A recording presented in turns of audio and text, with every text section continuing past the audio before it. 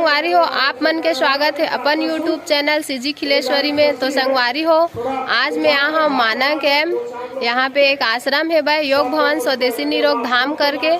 तो यहाँ आहा बन और ये दे मोर चाची की बेटी मन भी आ है भाई। तो जय जोहार बोल दे। जय जोहार, जय छत्तीसगढ़। तो संगवारी हो, चलो आप मन ला आगे आओ दिखात हो। और राजीव दीक्षित जी कौन हरे ओला भी बताऊँ आप मन ला।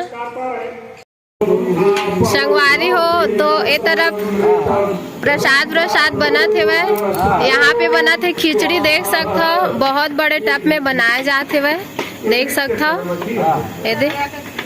और ये तरफ बना थे खीर और सब्जी।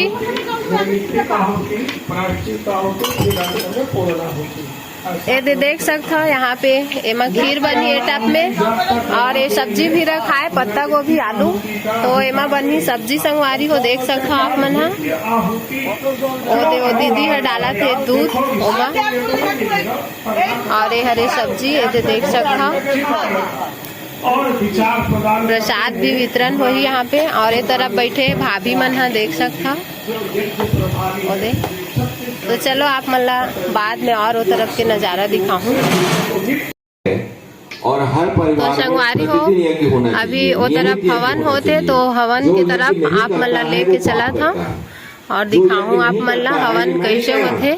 यहाँ के हवन है ओला दिखाऊं आप मल्ला। और गुरु जी के माध्यम से कुछ विचार व्यक्त करत थे, ओला आप मल्ला दिखाऊं संगवारी हो। वो भी प्रतिदिन यज्ञ करते थे, एवरी डे प्रतिदिन यज्ञ करते थे। माता कौशल्या प्रतिदिन यज्ञ करती थी, माता भगवान कृष्ण प्रतिदिन यज्ञ करते थे, माता रुक्मिणी प्रतिदिन यज्ञ करती थी। हमारे पूर्वज जिनको हम अपना आदर्श मानते हैं, वो प्रतिदिन यज्ञ करते थे और हम यज्ञ को भूल गए। आज हम यज्ञ को, आज पूरा समाज यज्ञ को भूल गया।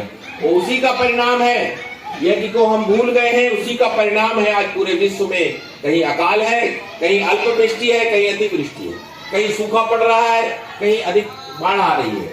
और देखिए चारों तरफ युद्ध का वातावरण है। भारत में भी कितनी सांप्रदायिकता फैल गई है, मनुष्य के खून का प्यासा बन गया है। उधर देखिए यूक्रेन में और रशिया में युद्ध चल रहा है, उधर देखिए इजराइल में और हमास में युद्ध चल रहा है। कारण क्या? यज्ञ का अभाव हो गया।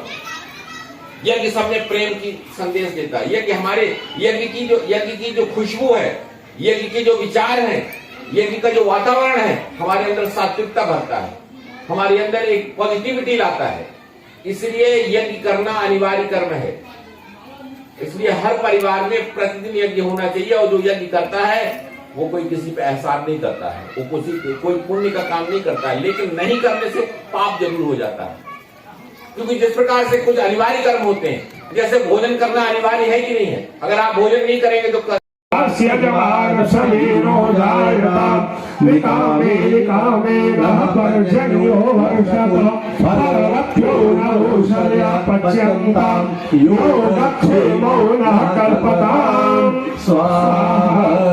ब्रह्मन् स्वराष्ट्रमे हो, ब्रह्म तेजधारी, क्षत्रिय महारथी हो, अर्धर विनाशकारी, होवे दुधारु गौवे, पशु अश्वाही, आधार राष्ट्र की हो, नारी सुबह सराही, बलवान सारे उद्धार, यजमान पुत्र होवे, इच्छानुसार वर्षे, पर्जन्य ताप धूमि, फल फूल से लगी हो, औषध अमोघ सारी, फूल क्षेमकारी, स्वाधीनता हमारी, योग क्षेमकारी, स्वाधीनता हमारी।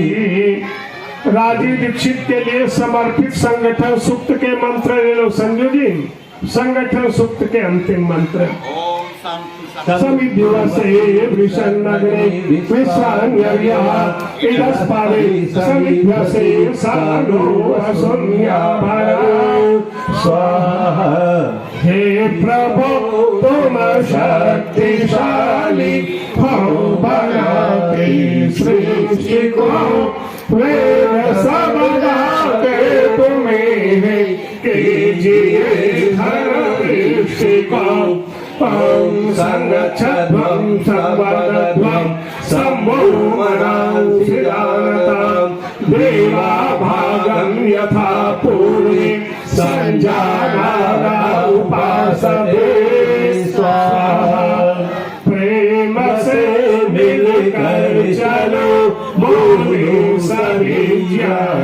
बने पूर्वजों की भांति सब कर्तव्य की मानी बनी।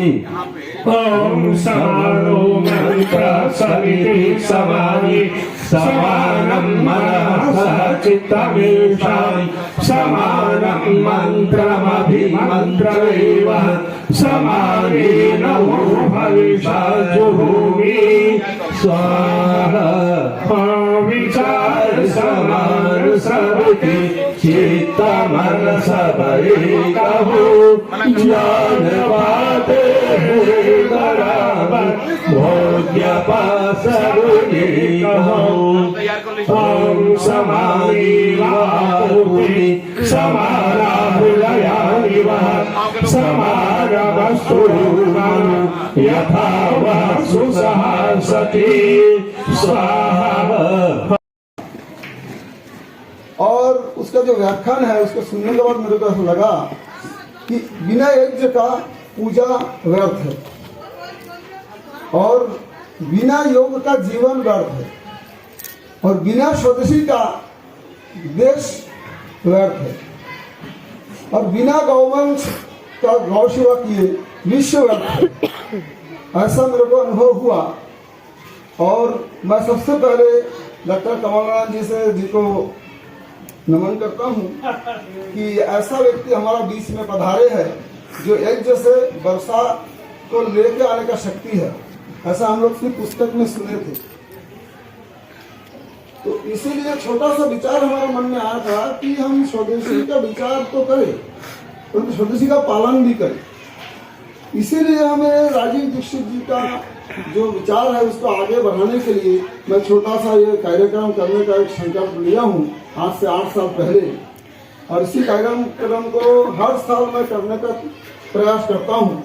आप लोगों के आशीर्वाद से हो पाता है, कुछ भूल त्रुटि होता है तो मुझे क्षमा कर देना। तो मैं ये छोटा सा बात इसलिए और बोलना चाहता हूँ कि आर्य समाज, मेरा मन में विचार था कि राजीव दीक्षित जी बार बार बोला दयानंद सरस्वती को सुने और दयानंद सरस्वती के पथ को चलना चाहिए। तो बाद में जब एक सत्यार्थ प्रकाश हमने पढ़ा तो देखा हूँ दयानंद सरस्वती जी का प्रचार हमको करना चाहिए। ऐसा बहुत सारे विचार हमारे मन में आया था 2007, 8, 9 में और उसी का शुरुआत 2015 में हमने किया और उसी को आगे बढ़ाने के लिए मैं हर विद्वान व्यक्ति को अनुरोध करता रहता हूँ परंतु हमारा संभव नहीं हो पाता कि इतना विद्वान व्यक्ति हम ला पाए। परंतु ऐसा विद्वान व्यक्ति हमारे बीच में हो ये भी मेरा कल्पना से बाहर था कि कमलनाथ जी जैसा विद्वान जी हमारे बीच में है, राकेश गुरु जी हमारे गुरु जी है, वो हमारे बीच में हर निमंत्रण में बातों में हमारा मानक में पहुंच जाते हैं। और हमारा नवीन यादव जी है जो निवेदन बिना आ जाते हैं और राजन अग्रवाल जी को धन्यवाद देता हूँ, राजेंद्र जी को। ये मेरा सुखदेव वानप्रस्थी जो है, मेरा वानप्रस्थी जो है एक शब्द है जो मैं सेवा करना चाहता हूँ परंतु सुखदेव मेरा एक्चुअली नाम है और मेरे को शिशिर बोला जाता है। तो मैं जो भी बात हो सबसे पहले मैं निवेदन करूंगा इस स्वदेशी कार्यक्रम को आगे बढ़ाने के लिए और स्वदेशी के बारे में विचार देने के लिए बहुत दूर दूर से आप लोग आए हैं। तो सबसे पहले निवेदन करूंगा हमारा जो साथी है राजीव दीक्षित जी का सहयोगी जो हमारा ग्रुप से आया हुआ है मनीष जी। तो शुरुआत करता हूँ मनीष जी से ही कि मनीष जी हमारा स्वदेशी के विचार को आगे बढ़ाने के लिए संकल्पित है और कुछ दिन पहले ही फेसबुक के माध्यम से व्हाट्सएप के माध्यम से नंबर हमको मिला और मनीष जी को मैं निवेदन किया और मनीष जी एक शब्दों में माना कि हम पहुंच गया। मनीष जी के लिए स्वागत अभिनंदन स्वागत के लिए ताली बजाते और मनीष जी अनुरोध करूंगा कि राजीव दीक्षित जी के बारे में 2 शब्द बताए और हमको मार्गदर्शन दे। ओम। नमस्कार भैया, नमस्कार आप सभी को। मैं पेशे से अध्यापक हूँ, यहीं दुर्ग में पढ़ाता हूँ बच्चों को और मैंने अपना क्वालिफिकेशन रायपुर से किया है, इंजीनियरिंग ब्रांच का हूँ मैं, मैकेनिकल ब्रांच से। और 2014 में मैंने राजीव दीक्षित जी के बारे में जाना और उसके बाद जैसे जैसे मैंने उनको जाना, उसके बाद और जानने की जिज्ञासा बढ़ती चली गई, क्योंकि उनकी बातें जब भी मैं सुनता तो बहुत ही ज्यादा चिंतन करने को मन करता और बहुत ही मंथन करने को मन करता। और जैसे जैसे मैं चिंतन और मनन करता, अंतःकरण से आवाज आता कि नहीं, ये सारी चीजें सच है। तो मैं इसमें और ज्यादा अंदर जाते चला गया। एक दिन राजीव दीक्षित का एक वीडियो मैंने देखा जिसमें वो आर्य समाज में गए हुए थे और उन्होंने महर्षि दयानंद के बारे में बताया था कि इन्होंने एक बहुत अच्छी बुक लिखी है, गौ करुणानिधि। और उसको मैंने जब से पढ़ा तो एक और देशभक्त हुआ करते थे जो जिनको कत्ल खाने से बहुत तकलीफ हुआ करती थी, वो महर्षि दयानंद सरस्वती थे और उनके अनुयायी थे, जो आने वाले समय में बहुत क्रांतिकारी बने और गौ रक्षा के लिए उन्होंने बहुत आगे बढ़कर साथ दिया। तो जब उनके मुंह से मैंने महर्षि दयानंद सरस्वती के बारे में सुना तो मेरी जिज्ञासा बहुत जागी कि मैं महर्षि दयानंद के बारे में गहराई से जानूं, क्योंकि उन्होंने एक बात कहा था कि महर्षि दयानंद सरस्वती अपने पूरे जीवन में झूठ नहीं कहा। तो जो व्यक्ति पूरे जीवन में झूठ नहीं कहा, उनके बारे में जानने की जिज्ञासा बढ़ी। फिर मैं 2 साल महर्षि दयानंद पीना चाहिए विष के समान होता है, तो मैंने छोटे छोटे कुछ नियम पालन किए, धीरे धीरे चालू किया। और जैसे खाना खाने से 40 मिनट पहले पानी पी लेना चाहिए, जितना पानी पीना, और खाना खाने के 1 से 1.5 घंटे बाद पानी पीना चाहिए। खाने को जब हम खाना खाने बैठे तो उस वक्त फोन और टीवी वगैरह पे ध्यान नहीं रहना चाहिए, पूरा ध्यान खाने पर ही रहना चाहिए। तो कुछ छोटे छोटे चीजों को मैंने पालन करना चालू किया और आप यकीन नहीं मानेंगे, 2014 से अब 2024 आने वाला है, 10 साल पूरा होने वाला है और 10 साल से मैंने आधा टैबलेट भी मैंने नहीं लिया और आज तक मैं स्वस्थ हूँ। और सिर्फ राजीव दीक्षित की वजह से, कुछ छोटे छोटे चीजों का, क्योंकि मैं जानता हूँ कि हम पहाड़ों से नहीं टकराते, छोटे छोटे पत्थरों से टकराते, और आप छोटे छोटे पत्थरों को ध्यान से ऑब्जर्व करने लगोगे तो बड़े बड़े चीजों से आप अपने आप बच जाओगे। तो मैं 10 साल होने आ गया राजीव दीक्षित के बताए हुए नियम पे चल रहा हूँ। और अभी कोरोना में मेरा बहुत जोर से तबीयत खराब हुआ था, मेरे माँ बाप बहुत ज्यादा डर गए थे कि अब इसे कोरोना तो नहीं होगा, पर मैंने कहा कि कुछ नहीं होगा, काढ़ा पीऊंगा ठीक हो जाएगा। और मैंने अपने सारे बच्चों, 2 बच्चे मेरे आए भी हैं, उमेश और गौरव, इन बच्चों को बोला कि आपको कोरोना से बचना है, उसका एक ही उपाय है कि आप उसका टेस्ट ही मत करो। टेस्ट कराओगे तो डर आएगा कि पॉजिटिव आ गया तो डर, और नेगेटिव आ गया तब तो ठीक है। पर मैंने बच्चों से कहा कि आप टेस्ट ही मत करो, आप काढ़ा पियो, ठीक हो जाओगे, कुछ नहीं। सर्दी खांसी जुकाम कोई बहुत अभी तक नहीं आया, बहुत पहले से चल रहा है, तो डरने की कोई जरूरत नहीं है। आपको अपने इम्यूनिटी पे भरोसा होना चाहिए। और ये 2 बच्चे साक्षी है कि वो मेकाहारा में कोरोना वार्ड में जाके कोरोना पेशेंट के बीच में रहता था और मुझे कोरोना नहीं हुआ, मैं बिना मास्क के रहता था। और वहाँ के जो डॉक्टर लोग थे वो लोग प्लास्टिक के उसमें खाना देते थे मरीजों को, तो मैंने वहाँ पर आवाज उठाया कि गलत चीज कर रहे हो आप लोग, प्लास्टिक के बर्तनों में आप खाना दे रहे हो, गरम गरम, उसमें केमिकल रिएक्शन होता है और उसमें बहुत सारे ऐसे ऐसे सेल्स निकलते हैं जो मनुष्य खाएगा तो वैसे ही बीमार हो जाएगा। तो उन्होंने कहा ऊपर से ऑर्डर है, तो मैं बोला ऊपर से ऑर्डर है तो बुला लीजिए, मैं भी बात करता हूँ। क्योंकि देखिए क्या होता है ना, हम पढ़े लिखे होते हैं पर समझदार नहीं होते। पढ़ाई लिखाई और समझदारी ये 2 अलग अलग चीज है। आज भारत में बड़े बड़े पोस्ट में बैठे हुए बहुत बड़े बड़े कलेक्टर, IPS ऑफिसर पढ़े लिखे तो है, उन्होंने पेपर दिया, बड़े बड़े पोस्ट में चले गए, पर वो देश के साथ अगर गद्दारी कर रहे हैं तो वो कहीं से भी समझदार नहीं है। तो पढ़ा लिखा होना, समझदार होना, मेरी माता ज्यादा पढ़ी लिखी नहीं है पर बातें बहुत समझदार वाली करती है, और पढ़ाई लिखाई का समझदारी से कोई ताल्लुकात नहीं है। पर हम सोचते हैं कि जो बहुत ज्यादा पढ़ लिख लिया है वही बहुत ज्यादा समझदार है। राजीव दीक्षित जी बोलते थे कि 1ली से लेकर 12वीं तक की सारी पढ़ाई को अगर हमने छांटा जाए तो वो मात्र 3 साल में बन जाएगा। वो फालतू की पढ़ाई हम करते हैं, A+B का होल स्क्वायर, तो उसका कहीं प्रयोग ही नहीं है हमारे जीवन में, क्यों पढ़ रहे हैं? इस पर उन्होंने आवाज उठाया। बहुत सारी चीजें हैं जिस पर उन्होंने आवाज उठाया जिसका आज हमारे जीवन में कहीं प्रयोग नहीं है। हम कहीं पर भी जाते हैं तो हम बहुत सारे, हमसे कोई नहीं पूछा कि सर्कमफेरेंस ऑफ द सर्कल क्या होता है, पेरीमीटर ऑफ द सर्कल कैसे, इसका प्रयोग कोई खास है नहीं हमारे जीवन में। ट्रिग्नोमेट्री हो गया, उसका प्रयोग कुछ खास नहीं है। बहुत सारी चीजें हम पढ़ते हैं। मैं खुद अध्यापक हूँ, मैं किताबी ज्ञान बच्चों को सिर्फ इसलिए देता हूँ क्योंकि उसके जरिए मैं बच्चों को वो ज्ञान भी दे पाता हूँ जो जरूरी है उनके जीवन के। तो मैं अपनी बात इतना ही बोल करके विराम दूंगा। धन्यवाद आप सबका सुनने के लिए। धन्यवाद आप सबने। स्वामी दयानंद सरस्वती के बाद यदि कोई महान पुरुष यदि हमारी भारत की धरती में जन्म लिया तो वो राजीव दीक्षित जी थे, जिन्होंने हमारे स्वदेशी को, भारतीयता को, हिंदुत्व को और औषधि संबंधित बातों को, वैद्य संबंधित बातों को इतना बढ़ा चढ़ा के बढ़ाया कि पूरा जीवन उन्होंने जो है समाज के कार्य में लगा दिया। सन 2005 में जब राजीव दीक्षित जी को भारत स्वाभिमान ट्रस्ट का अंतर्राष्ट्रीय सचिव बनाया गया था, उस समय उस पूरे भारत स्वाभिमान के कार्य को उन्होंने बहुत ऊंचाइयों तक ले गए।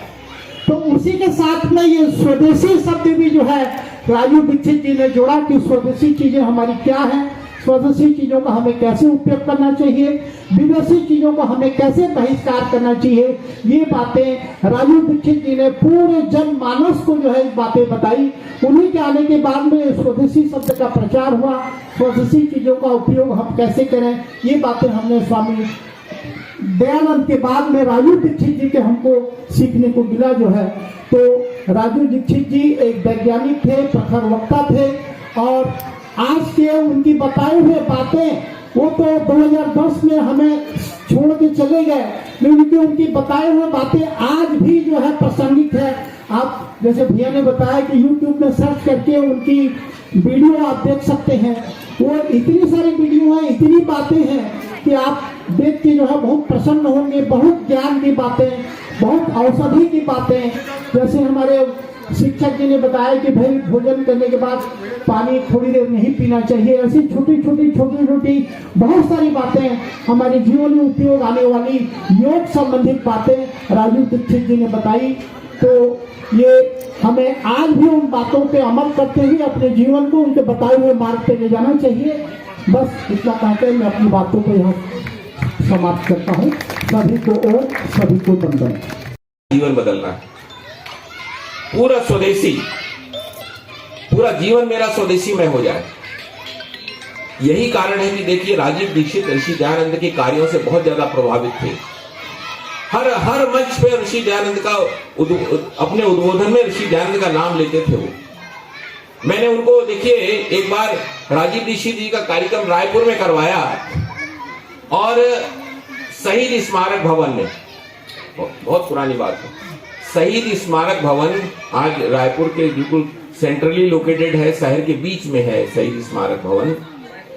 राजीव दीक्षित जी का कार्यक्रम वहां शुरुआती थी। उस जमाने में राजीव दीक्षित बहुत बार रायपुर में नहीं आए थे, लेकिन उनके कार्यों से, उनके कृत्यों से, उनके उद्बोधन से, उनकी उद्बोधन शैली से हम लोग बहुत ज्यादा प्रभावित थे। बिल्कुल नॉन स्टॉप बोला करते थे। सबसे पहले मैंने उनका जो उद्बोधन सुना था वो रायपुर का जो मेडिकल कॉलेज है, मेडिकल कॉलेज के ऑडिटोरियम में मैंने उनका उद्बोधन, सबसे पहला उद्बोधन मैंने उनका सुना था। और वो ऑडिटोरियम खचाखच भरा हुआ था, एक भी सीट खाली नहीं थी। मेरे ख्याल से उसकी कैपेसिटी 1500 या 2000 के आसपास की होगी। पूरा ऑडिटोरियम पैक था। और जब उनका उद्बोधन स्टार्ट हुआ तो लोगों ने कहा कि यार यहाँ पर उस समय ये बॉटल नहीं चला करते थे, बॉटल का ये पानी की बॉटल का जमाना नहीं था, पीने बाहर जाना पड़ता था। बाहर पानी की व्यवस्था थी, ग्लास रखे रहते थे पानी की, और पानी भी क्या टैंकर लाके खड़ा कर दिया जाता था। उस जमाने में ये थोड़ी थी मिनरल वाटर की बॉटल रखी, टैंकर लाके खड़ा कर दिया, नगर निगम का पानी लो और पियो, कोई बीमार भी नहीं पड़ता था। तो ये पानी पी के भी बीमार पड़ रहे हैं हम लोग, ये पानी पी के भी बीमार पड़ रहे हैं। इम्यूनिटी इतनी स्ट्रांग होती थी उस जमाने में। तो वो जब उनका उद्बोधन आरंभ हुआ, करीब 2 घंटे नॉन स्टॉप बोले हैं। एक भी व्यक्ति ना तो पानी पीने के लिए उठा, ना वॉशरूम जाने के लिए उठा, एक भी सिंगल व्यक्ति, पिन ड्रॉप साइलेंस। चलती फिरती लाइब्रेरी हुआ करते थे। एक एक इतिहास की जब घटना बताते थे तो तारीख भी बताते थे, स्थान भी बताते थे, सब कुछ उनको ऐसा लगता था ये तो इसके ब्रेन में सब चीज फीड है इनके, इतनी जबरदस्त उनकी मेमोरी हुआ करती थी। तो ऐसा व्यक्तित्व तो आज इस दुनिया से चला गया। ठीक है, ईश्वर की व्यवस्था है या वर्तमान परिस्थितियां ऐसी बनी कि चला गया, ठीक है, चला गया। ऋषि दयानंद भी चले गए, ऋषि दयानंद जी बहुत सारे काम अधूरे छोड़ के चले गए। ऋषि दयानंद अगर थोड़े दिन और रह जाते तो आज पूरे विश्व की कायाकल्प, कुछ विश्व का नजारा ही कुछ और होता। लेकिन अगर छोड़ के चले गए तो इसका यह मतलब नहीं है कि वो चले गए तो दुनिया रुक गई, कोई दुनिया के काम रुक गए।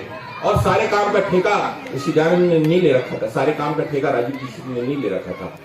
आपके अंदर परमात्मा ने सारे गुण दे रखे हैं, आपके अंदर क्या कमी है? प्रभु ने सब कुछ तुमको दिया, 2 हाथ दिए, 2 पैर दिए, 2 आंखें दी, 2 कान दिए, 1 नाक दिया, मस्तिष्क भी दिया, ब्रेन भी दिया, सब कुछ तो दिया है। आप क्यों नहीं ये काम कर सकते हो? हम भी ये काम कर सकते हैं। हमारे अंदर क्या कमी है? स्वामी रामदेव क्या थे? हरियाणा के एक छोटे से गांव में उनका जन्म हुआ था। उनके कमरे में जब जन्म हुआ उस घर में एक लाइट भी नहीं थी, जो इलेक्ट्रिसिटी का एक बल्ब भी नहीं था उनके घर में। अनपढ़ माता पिता के घर में उन्होंने जन्म लिया था, लेकिन बचपन में ऋषि दयानंद का सत्यार्थ प्रकाश पढ़ा उन्होंने और इतनी प्रेरणा मिली उनको उस सत्यार्थ प्रकाश को पढ़ के इतनी प्रेरित हुए वो कि उन्होंने संकल्प ले लिया कि मुझे ऋषि दयानंद को छोड़े हुए अधूरे कार्यों को पूरा करना है। ये उन्होंने संकल्प लिया और जाके गुरुकुल में एडमिशन लिया और गुरुकुल में पढ़ने के बाद आज वर्तमान में ऋषि दयानंद के छोड़े हुए कार्यों को अगर सबसे आर्य समाज से भी ज्यादा कोई कर रहा है तो स्वामी रामदेव जी कर रहे हैं। आर्य समाज को अपनी आपस की लड़ाइयों में लड़ लड़के अपनी ऊर्जा को पूरा बर्बाद कर रहा है।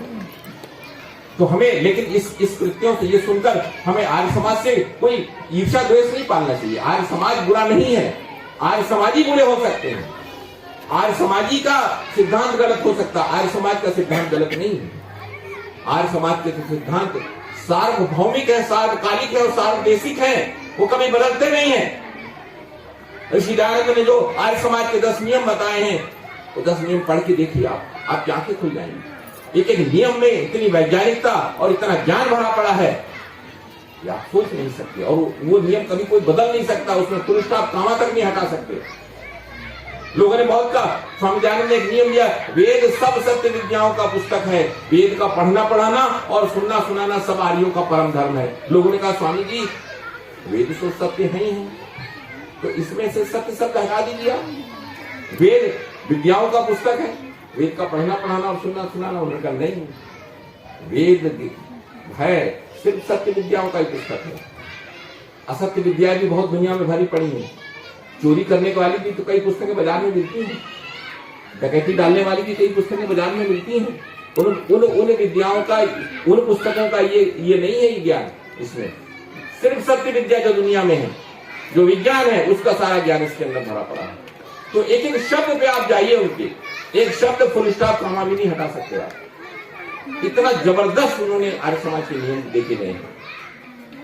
तो इसलिए जो है हम सबको भी उनके छोड़े हुए कार्यों को पूरा करने का संकल्प लेंगे, तब जाके स्वदेशी का काम सार्थक होगा। तब हमारा इस प्रकार से आयोजन करना, हमारे वानप्रस्थी जी का इस प्रकार का आयोजन करना तब सफल होगा। आधे अधूरे मन से कुछ होने वाला नहीं है।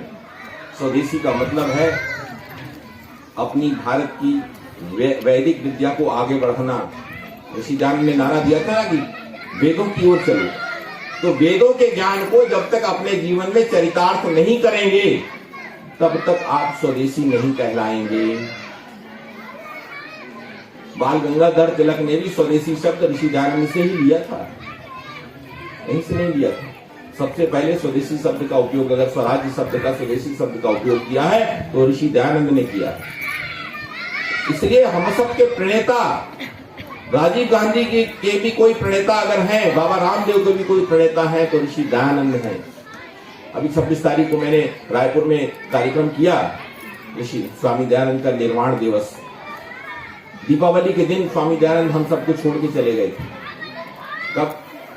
1883 की दीपावली के दिन ऋषि दयानंद हम सबको छोड़ के चले गए थे। छोड़ के जाना नहीं चाहते थे, लेकिन जाना पड़ा। आप इतिहास उठा के देखिए, किसी भी महापुरुष को 17 बार जहर लेने वाला कोई व्यक्ति अगर है तो ऋषि दयानंद। 17 बार जहर किसी को नहीं दिया गया, लेकिन ऋषि दयानंद को 17 बार जहर दिया गया। किसके लिए गया? उनका कोई परिवार नहीं था, उनकी कोई बीवी नहीं, कोई बच्चे नहीं, घर को छोड़ दिया था बहुत छोटी उम्र में ही। किसके लिए जी रहे थे? हमारे लिए जी रहे थे। किसके लिए जहर पिया उन्होंने? हमारे लिए जहर पिया। दीक्षित का स्वास्थ्य खराब हुआ किसके लिए? हमारे लिए हुआ। लगातार घूमना, लगातार भारत स्वाभिमान का प्रचार करना। तो जो व्यक्ति, जो इंसान, जो असाधारण व्यक्तित्व हमारे लिए अपना संपूर्ण जीवन दे के चला गया, तो हमारा दायित्व बनता है कि उसके अधूरे किए हुए कार्यों को जो छोड़ गए हैं उनको हम पूरा करें। ऋषि दयानंद छोड़ गए थे कि वेदों का पूरा भाष्य नहीं हो पाया है, दुनिया वेदों को जान नहीं पाई है, तो जनाने का प्रयास हम करें। आज ये जो हवन हम कर रहे हैं, माताएं बहनें हवन कर रही हैं, इसका श्रेय अगर किसी को जाता है तो ऋषि दयानंद को जाता है। नहीं तो हमारे तथाकथित जो धार्मिक पंडित, उन्होंने क्या कह दिया था? स्त्री शूद्रो न दिया था। स्त्रियों को, शूद्रों को वेद पढ़ने का अधिकार नहीं है, यज्ञ करने का अधिकार नहीं है। आपको ये अधिकार अगर किसी ने दिया है तो ऋषि दयानंद ने दिया है। आज भी वहां के पुरी के शंकराचार्य और ये अभी ये जो बागेश्वर धाम जो आते हैं ये, और एक रामानुजाचार्य, इन तीनों का वक्तव्य तो मैंने खुद सुना है। हाँ, नहीं, रामानुजाचार्य, हाँ, इनका तीनों का वक्तव्य मैंने सुना है। ये कहते हैं कि स्त्रियों को, बेटियों को गायत्री मंत्र पढ़ने का अधिकार नहीं है, ये मैंने सुना है। तो हमारी आर्य समाज की बहन अंजलि आर्य हैं, उन्होंने चैलेंज किया, तीनों महानुभावों को चैलेंज किया। मैं बोले, मैं विनम्रता से चैलेंज करती हूं, आए और मंच पे बैठ के मेरे से शास्त्रार्थ करें। मैं प्रूफ कर दूंगी कि गायत्री मंत्र पढ़ने का अधिकार स्त्रियों को है, और अगर नहीं है तो आप कारण बताइए क्यों नहीं है। गायत्री मंत्र में है क्या? गायत्री मंत्र में परमात्मा से बुद्धि की डिमांड की गई है। हे परमात्मा, धियो यो न प्रचोदयात्, हे परमात्मा हमें अच्छी बुद्धि दो, हमें सद्बुद्धि। क्या माताओं बहनों को बुद्धि की आवश्यकता नहीं है क्या? इनको तो हमसे ज्यादा है, क्योंकि इनको तो बच्चे का निर्माण करना है, इनके बेटों को अच्छे संस्कार देने हैं। राम और कृष्ण अगर कोई पैदा करता है तो माताएं बहनी तो पैदा करती हैं। राम को किसने पैदा? माता कौशल्या ने पैदा किया था। आप भी राम को और कृष्ण को आज भी पैदा कर सकते हैं, लेकिन कब पैदा करेंगे? जब आपके अंदर अच्छी बुद्धि होगी। अच्छी बुद्धि कब होगी? जब आप गायत्री मंत्र का जाप करेंगे, जब परमात्मा से बुद्धि की डिमांड करेंगी, तब तो आपको अच्छी बुद्धि मिलेगी। जब डिमांड ही नहीं करेंगी तो गायत्री मंत्र पढ़ने का अधिकार आपको क्यों नहीं है? कहीं नहीं हमारे वेद शास्त्रों में लिखा कि स्त्रियों को वेद पढ़ने का अधिकार नहीं। तो ये सब अगर आपको अधिकार किसी ने दिलाया है तो महर्षि स्वामी दयानंद सरस्वती ने दिलाया है। इसलिए आप लोग, मेरा निवेदन है, जिस महामानव ने आपको इतने अधिकार दिए, स्त्री शिक्षा का अधिकार किसी ने दिलाया है तो ऋषि दयानंद ने दिलाया है। पहले छोटी छोटी बच्चियां विधवा हो जाती थी, उनका फिर से विवाह करने का अधिकार अगर किसी ने दिलाया है तो ऋषि दयानंद ने दिलाया है। तो इसलिए आपका दायित्व बनता है कि आप अपने बच्चों को अच्छे संस्कार दीजिए, स्वामी दयानंद की कहानियां सुनाइए, स्वामी दयानंद को पढ़िए, आप लोग उनकी जीवनी पढ़िए। मैंने जब वो कार्यक्रम रायपुर में किया था, एक पतली सी पुस्तक है स्वामी दयानंद की जीवनी की, मैंने सबको बांटी थी। आप लोग उसमें से जितने लोग आए होंगे उनको मिल गया होगा। अगर आप लोग को नहीं मिला है तो आप मेरे से फोन करिए, मैं आपको दूंगा। मेरे पास अभी काफी बची हुई है, मैंने करीब 160-170 वहां पे पुस्तकें बंटवाई थी, और कुछ अभी मेरे पास 25-30-40 और बची हुई है, और मैं बुलवा लूंगा अगर आपकी श्रद्धा उसमें होगी। अपने बच्चों को पढ़ाइए वो जीवनी। आज हमने पढ़ना बंद कर दिया है, अपने महापुरुषों को जानना बंद कर दिया है। इसी का परिणाम है कि आज हमारे बच्चे सलमान खान को तो कॉपी करते हैं, आमिर खान को तो कॉपी करते हैं, लेकिन न तो भगत सिंह को कोई कॉपी करता है, न लाला लाजपत राय को करता है, न ऋषि दयानंद को करता है। कोई ये तो नहीं कहता मुझे ऋषि दयानंद जैसा बनना है, मुझे देश के लिए भगत सिंह जैसा बनना है और देश पर बलिदान हो जाना है। ऐसा तो नहीं बनता है, ऐसा तो कोई नहीं कहता मुझे सुभाष चंद्र बोस जैसा बनना है, क्योंकि हम उनको अपने महापुरुषों के बारे में माताएं बताती नहीं है। आप बताइए उनको, और उसको बताने के लिए पहले आपको पढ़ना पड़ेगा। तो ऋषि दयानंद को पढ़िए, राजीव दीक्षित को पढ़िए, भगत सिंह को पढ़िए, जितने महापुरुष हुए इनके चित्र अपने घरों में लगाइए, इनके चित्र अपने घरों में लगाइए। सलमान खान का मत लगाइए, कोई मतलब नहीं, चरित्र बिगड़ेगा। आमिर खान का मत लगाइए, चरित्र बिगड़ेगा। हीरोइनों को पीछे दौड़ने के अलावा ये क्या सिखाएंगे आपको? लेकिन हमको नहीं ऐसा बनना है, हमको राम बनना है। हमारे अंदर, हमारे घर में राम पैदा होना चाहिए, हमारे घर में कृष्ण पैदा होना चाहिए, हमारे घर में दयानंद पैदा होना चाहिए, हमारे घर में राजीव दीक्षित पैदा होना चाहिए। ऐसा कार्य अगर आप करेंगी, और ये काम आप कर सकती हैं, हमारे यहाँ संस्कार विधि में सारी व्यवस्थाएं हैं। अभी देखिए हमारे पंडित जी ने भी अपना कौन सा सीमंतो उन्नयन संस्कार करवाया था, इन्होंने करवाया था अपने गांव में, हमारे गांव में, हेमंत ने अपने गांव में कराया था। तो ये संस्कारों के माध्यम से हम अपने बच्चे को भगवान राम, भगवान कृष्ण जैसा बना सकते हैं। तो हमारे अंदर सारी व्यवस्थाएं हैं। हमारी संस्कृति विश्व की सबसे बड़ी संस्कृति है। वेदों का ज्ञान सर्वोत्कृष्ट ज्ञान है और वो हमारे पास है। तो हमको कहीं पर किसी भी प्रकार की हीन भावना नहीं लानी चाहिए। और हमको आज के इस अवसर पर राजीव दीक्षित जी को हमने याद किया, हमारे वानप्रस्थी जी ने उनका बारे में, पंडित जी ने, हमारे राजेंद्र जी ने, नवीन जी ने, मनीष जी ने और हमारे शीतल पटेल जी ने उनके विषय में बहुत अच्छी अच्छी बातें हम सबको बताई। इस प्रकार के कार्यक्रम हमें निरंतर करते रहना चाहिए और मेरा भी प्रयास रहेगा कि अधिक से अधिक हम आपके बीच में आकर आपको इस प्रकार की बातें बनाएं। मैं तो हालांकि बीच बीच में हमको बुलाते रहते हैं, वानप्रस्थी जी यहाँ पर यज्ञ होता है तो आप लोग यहाँ का साप्ताहिक यज्ञ होता है, उस साप्ताहिक यज्ञ में अधिक से अधिक संख्या में सम्मिलित हुआ करें। हमारे वानप्रस्थी जी को हमेशा शिकायत रहती है कि गुरु जी यहाँ पे कोई आता ही नहीं है, 2-3 लोग आते हैं, हमारा हवन नहीं हो पाता है, बड़ी समस्या होती है। तो मेरा उनके उत्साह, इतना उत्साह उनके अंदर, उनके उत्साह को भंग मत होने दीजिए। आप लोग आया करिए यहाँ पर। और मेरा तो निवेदन है कि यहाँ पर क्योंकि इतने सालों से हवन चल रहा है तो यहाँ पर एक आर्य समाज की भी स्थापना हो। और वो मैंने अभी पंडित जी से निवेदन किया कि उसकी थोड़ी रूपरेखा बना दीजिए। और यहाँ पर मैं अभी मेरी सभा जो है मान्यता देती है, हमारी सभा जो है प्रांतीय आर्य प्रतिनिधि सभा छत्तीसगढ़, उनके पदाधिकारियों से भी मेरी बात हो गई है और इनको मान्यता यहाँ मिल जाएगी। दुर्ग में उनका कार्यालय है, उसका फॉर्म वगैरह ला के भरवा दिया जाएगा। तो आप लोग जो है इसमें से जितने इसके फाउंडर मेंबर कहना चाहिए, संस्थापक सदस्य जो बनना चाहते हैं वो अपना अपना नाम हमारे वानप्रस्थी जी को लिखवा दें, अपना मोबाइल नंबर, अपना एड्रेस लिखवा दें। तो हम यहाँ पर एक आर्य समाज की स्थापना करेंगे। तो उस आर्य समाज की स्थापना में शुरुआत में अगर आप उसके सदस्य बनेंगे तो ये एक इतिहास में नाम जाएगा कि यहाँ के जो आरंभिक दिनों में जो यहाँ के सदस्य हुआ करते थे वो इन लोगों ने मिलकर यहाँ पे एक आर्य समाज की स्थापना की। ऐतिहासिक आर्य समाज जब होगा, आज से 50-100 साल बाद जब आपके बच्चे आपको याद करेंगे तो आपको कितने श्रद्धा के साथ याद करेंगे। क्योंकि आर्य समाज बनना कोई छोटी मोटी घटना नहीं है। आर्य समाज का मतलब है पूरे विश्व में सत्य को स्थापित करना। जहाँ